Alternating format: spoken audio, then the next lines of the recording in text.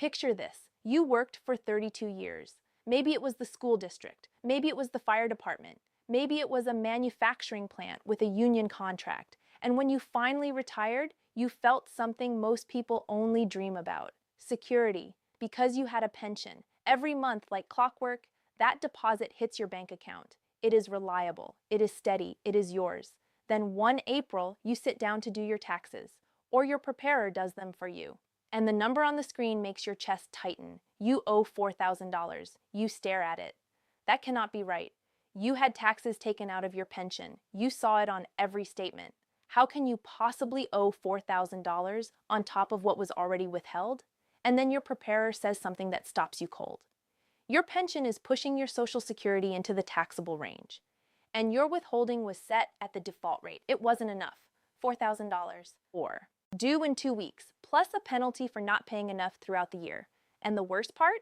This could have been completely avoided if someone had explained how the IRS actually treats pension income. That is exactly what I'm going to do today. I am June. I am a senior policy analyst and retirement finance expert.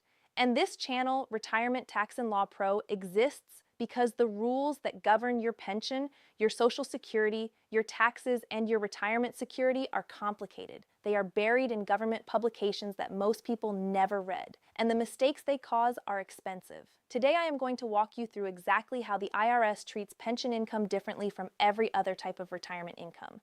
I am going to show you the traps that catch retirees every single year, and I am going to give you the specific steps to protect yourself, but I need you to stay with me until the very end. Because the last thing I am going to cover is a trap that hits people after they lose a spouse. It is called the survivor's tax penalty, and it is devastating. Most people do not find out about it until they are already in the middle of it. Let us begin. Before we go any further, I want to tell you about a man I will call Carl. Carl retired at 63 from a county government job.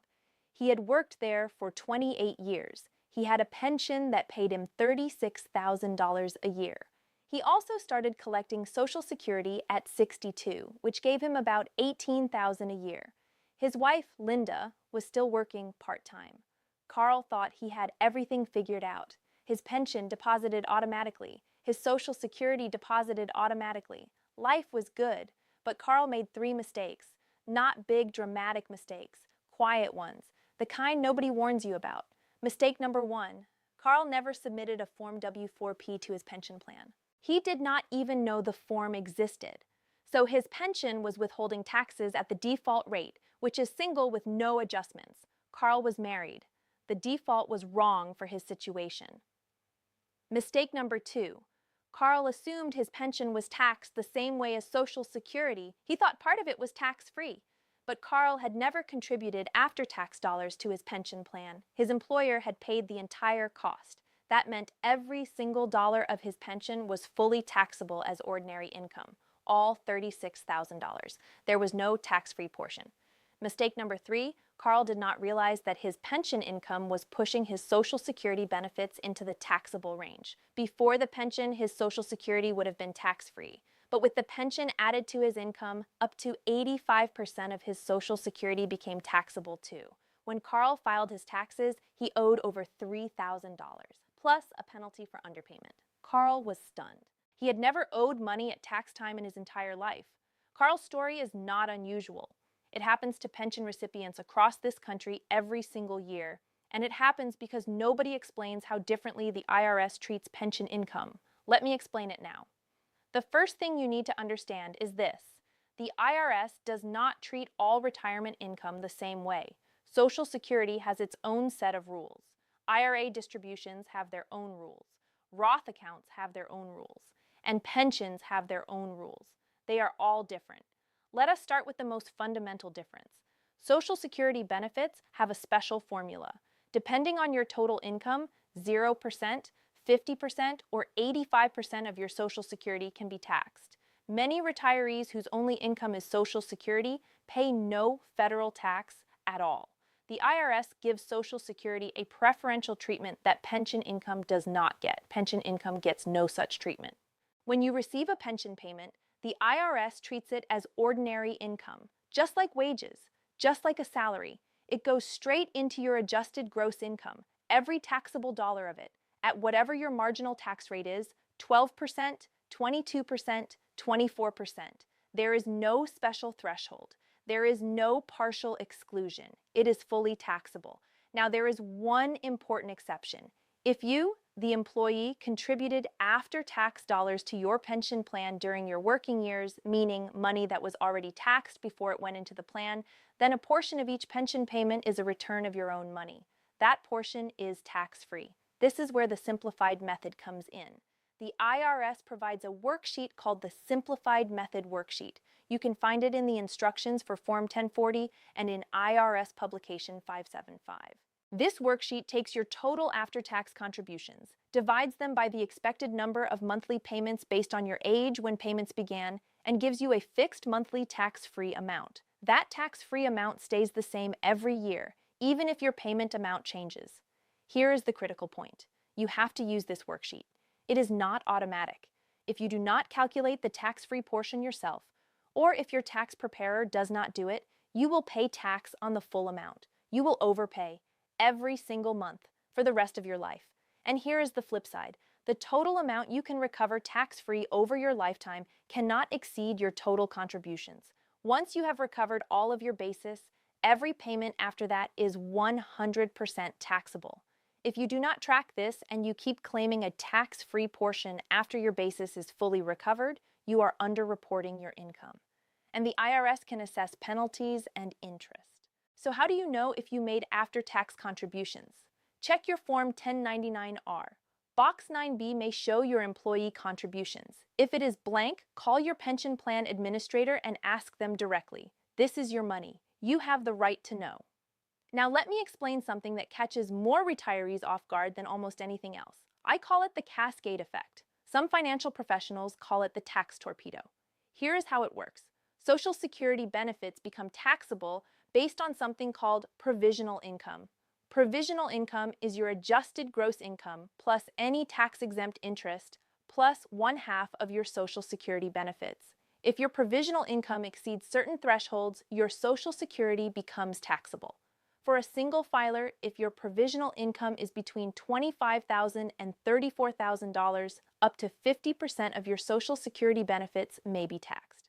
If it exceeds $34,000, up to 85% may be taxed. For married couples filing jointly, the thresholds are $32,000 and $44,000. And here is what makes these thresholds so punishing. They have never been adjusted for inflation, not once.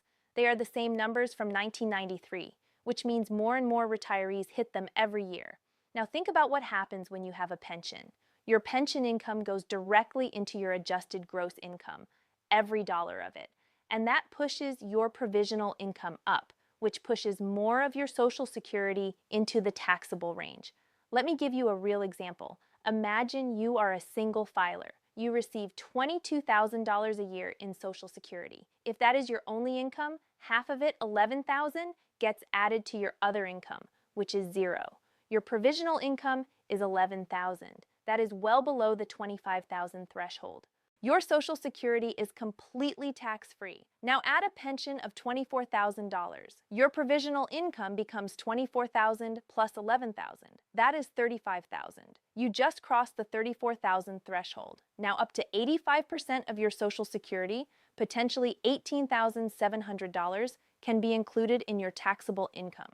Your pension did not just get taxed itself. It caused your Social Security to get taxed too. That is the cascade effect. And most retirees do not see it coming until they get the tax bill. The IRS provides a worksheet in Publication 915 that walks you through this calculation. They also have a free online tool called Are My Social Security or Railroad Retirement Tier I Benefits Taxable on their website. I strongly encourage you to use it. Now let us talk about withholding, because this is where Carl went wrong, and it is where millions of retirees go wrong every year.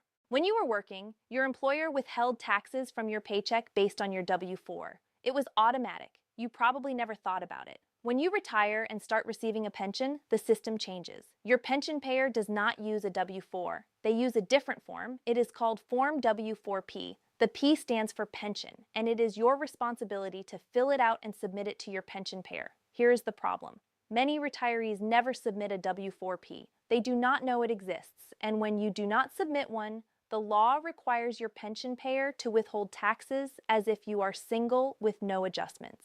Think about that. If you are married, if you have deductions, if you qualify for the new enhanced senior deduction of $6,000. None of that matters if you have not submitted a W-4P. The default assumes you are single with nothing else going on. For most married retirees, that default is significantly wrong. It can go either way. The default might be too much, meaning you are over withholding and giving the government an interest-free loan with money you could be using to pay your bills. Or it might be too little, meaning you are under withholding and heading for a surprise tax bill in April. AARP calls this one of the 8 costliest tax mistakes retirees make. Their experts say, and I am quoting, "You might be having a minimal amount of tax withheld, but not enough. So when we do the return, there's very little taxes prepaid, and that could generate a problem." Here is what you need to do. Go to the IRS website. Search for the tax withholding estimator. It is free. It is at irs.gov W4 app. Enter all of your income sources, your pension, your Social Security, any investment income, any part-time work. The tool will tell you exactly how much should be withheld.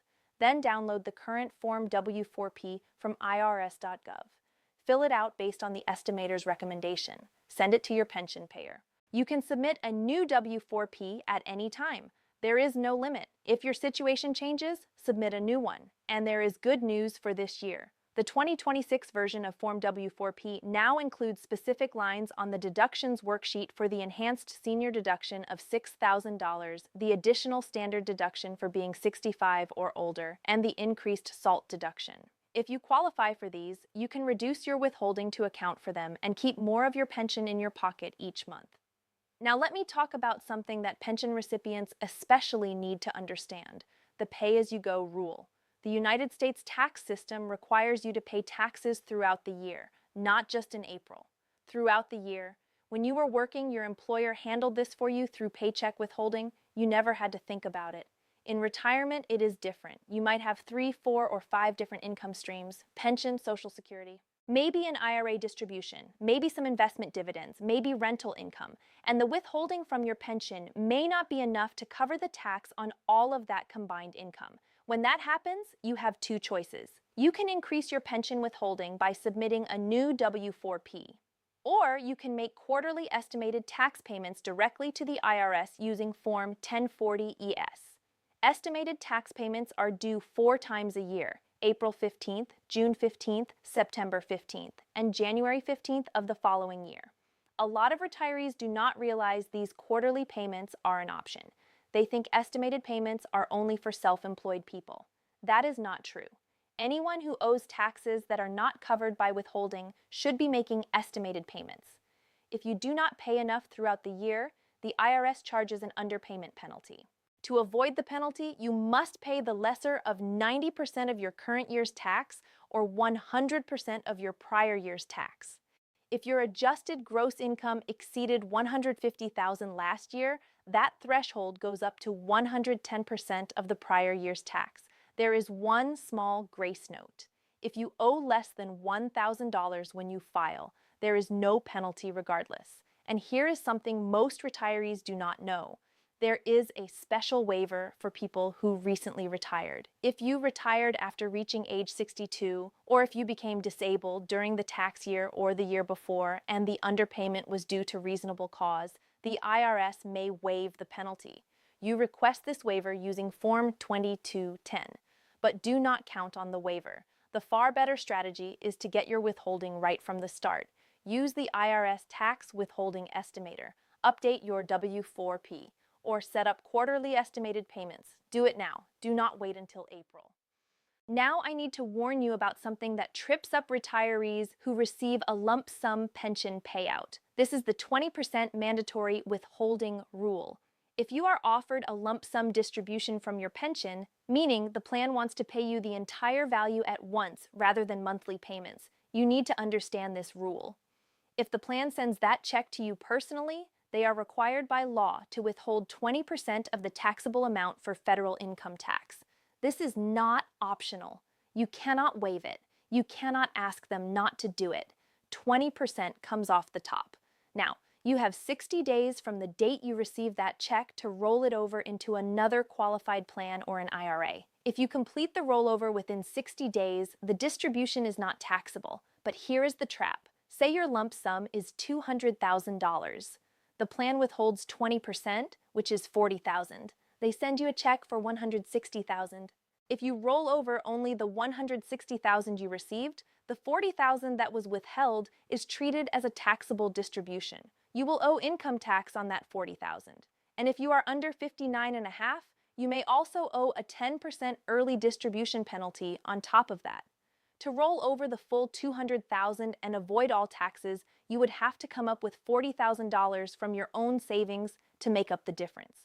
Then, when you file your tax return, you claim the $40,000 that was withheld as a credit, and you get it back as a refund. But you have to have that money up front. The far simpler option is a direct rollover. You tell your pension plan to send the money directly to your new IRA or qualified plan.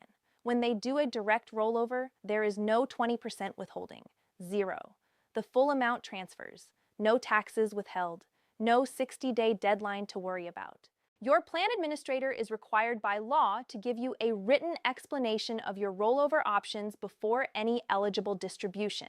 It is called the 402F notice or the safe harbor explanation. Read it carefully. And if you have any doubt, choose the direct rollover. It eliminates the problem entirely. There is another pension-specific rule that I see retirees lose money on all the time.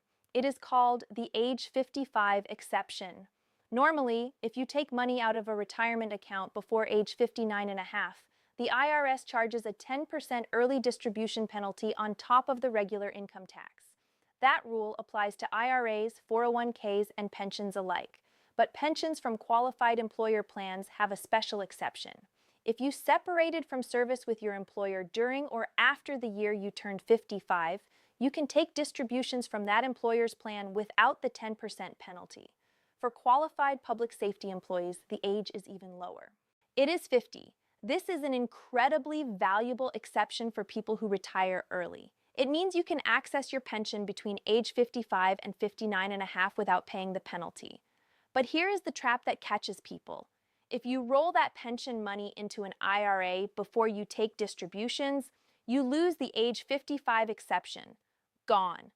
Once the money is in an IRA, the only way to avoid the 10% penalty is to wait until 59 and a half, or qualify for one of the limited IRA-specific exceptions. This is one of the most expensive mistakes early retirees make. On a $100,000 distribution, the penalty is $10,000. Money that would have stayed in your pocket if you had taken the distribution directly from the employer plan. If you were affected by WEP or GPO, this is wonderful news. You may already be receiving higher monthly Social Security payments. You may have received a retroactive lump sum payment. But here is what most people celebrating those higher checks are not thinking about: the tax consequences. Remember the cascade effect I explained earlier? Your pension pushes your Social Security into the taxable range. Well, now your Social Security is higher, which means your provisional income is higher, which means even more of your Social Security may now be taxable. And that retroactive lump sum payment, it is generally treated as income in the year you received it, which for most people is 2025. If you received a large retroactive payment, that one-time spike in income could push you into a higher tax bracket and cause a significant tax bill. This $3,000 is excluded from your income entirely. It is not a deduction. It does not go on Schedule A. You simply report the lower taxable amount on line 5B of your Form 1040, and you check the PSO box on line 5C.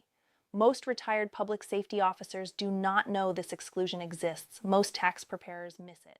That is $3,000 of income you should not be paying tax on. In the 22% bracket, that is $660 a year. Over 10 years, that is $6,600. If this applies to you, bring it to your tax preparer's attention. Show them IRS publication 575. The section is called Insurance Premiums for Retired Public Safety Officers. In the year Frank died, Dorothy was able to file a joint return.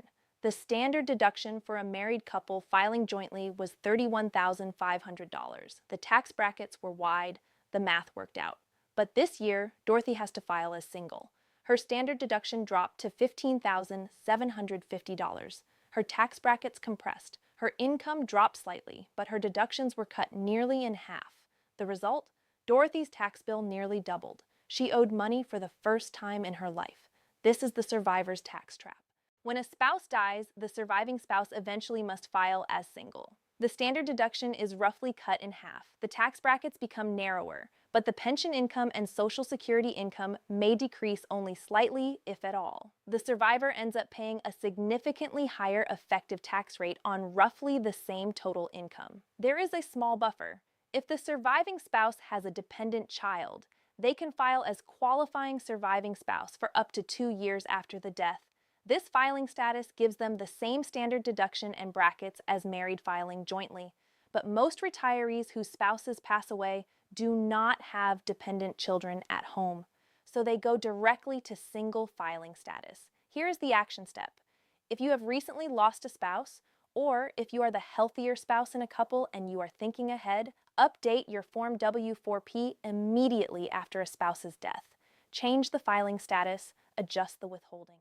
Because the default withholding that was correct when you were married is almost certainly wrong now that you are single. And if you are planning ahead, consider strategies like Roth conversions in years when your income is lower, which can reduce the size of future required minimum distributions and the tax burden on the surviving spouse. Talk to a qualified tax professional about this. The time to plan is before the loss, not after. Let me bring everything together. If you have a pension, the IRS treats you completely differently from retirees who live only on Social Security or Roth distributions. Your pension is taxed as ordinary income with no special exclusion threshold. It pushes your Social Security into the taxable range. The withholding system uses a separate form that most retirees never update. The rollover rules carry a mandatory 20% withholding trap. The early distribution rules have a pension-specific exception that you can lose permanently by rolling into an IRA. And when a spouse dies, the tax math can change dramatically against the survivor. Every one of these rules is documented in official IRS publications. IRS Publication 575 covers pension and annuity income. Publication 915 covers Social Security taxation. Publication 505 covers withholding and estimated taxes. Publication 554 is the tax guide for seniors. Form W-4P controls your pension withholding. Form 1099-R reports your pension distributions. And the IRS Tax Withholding Estimator at irs.gov. The W-4 app is free for anyone to use. Now here are the 3 actions I need you to take. Step 1. Check your withholding today. Go to irs.gov W-4 app. Enter all of your income sources. See if your current withholding matches what you actually owe. If it does not, download Form W-4P and submit a corrected version to your pension payer immediately. Step 2. Find out if you have cost basis in your pension. Contact your plan administrator. Ask whether you made any after-tax contributions during your working years. If you did, make sure your tax preparer is using the Simplified Method worksheet to recover that basis tax-free. If Box 9B on your Form 1099-R is blank, do not assume you have no basis. Ask. Step 3. If you have multiple income sources in retirement, pension, Social Security, IRA distributions, investment income, run the numbers for quarterly estimated tax payments. Use Form 1040-ES. Do not rely on pension withholding alone to cover your total tax obligation. The penalties for underpayment are real, and they add up. I want to leave you with one final thought. The rules I covered today are not opinions. They are not predictions. They are the actual law, published by the IRS, documented in official publications, and they change, sometimes in the middle of the year. The problem is, the IRS does not call you when something changes. Your pension plan does not send you a warning. And the Social Security Administration, as we saw with the WEP and GPO repeal, sometimes sends information that has to be corrected later. You have to stay informed, and you have to take action. That is why I built something for you. In the description below this video, you will find a link to join the Global Senior Alerts official WhatsApp channel. When you join, you can download a free senior benefits protection guide that covers everything we discussed today and more. Pension tax rules, Social Security taxation, withholding strategies, estimated payment deadlines, survivor planning, it is all in there. And more importantly, you will get real-time alerts when the IRS changes a rule, when a deadline is approaching, when a new provision takes effect. You will know about it the same day, not weeks later, not after you have already made a costly mistake. Do not rely on the YouTube algorithm to show you the next critical update. The algorithm shows you what it wants to show you. I am June. Thank you for watching. Take care of your pension. Take care of your withholding. And do not let the IRS treat you differently without you knowing exactly what that means. I will see you in the next one.